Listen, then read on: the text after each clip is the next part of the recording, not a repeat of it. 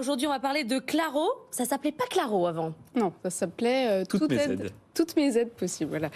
De nombreux Français passent à côté de leurs aides, des aides qui ne sont pas réclamées, faute de connaître leur existence ou encore par découragement. Chaque foyer français passe à côté de 1 300 € d'aides par an. Pour que les Français ne louent plus ces aides, vous avez créé un site.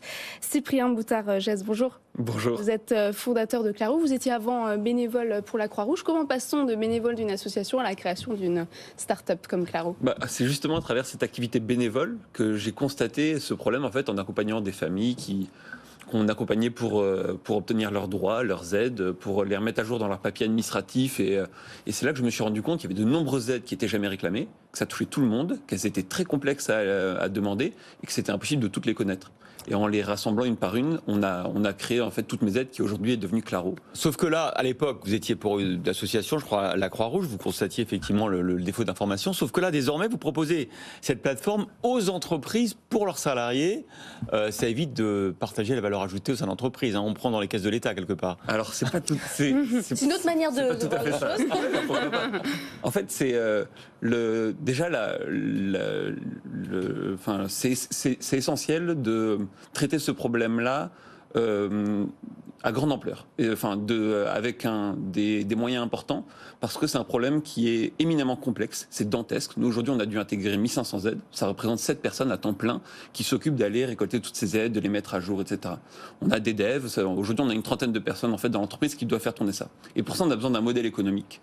Ce modèle économique, on a décidé de ne jamais le faire porter aux particuliers. Ce ne doit pas être les bénéficiaires des aides qui ont besoin d'aide qui financent la solution. Et donc on a trouvé comme partenaire essentiel les entreprises qui nous ont dit non, on est prêt à payer parce qu'en fait on souhaite accompagner les salariés dans leur pouvoir d'achat. On est aujourd'hui la première source de revenus de nos salariés. On peut pas fermer les yeux devant leurs difficultés financières.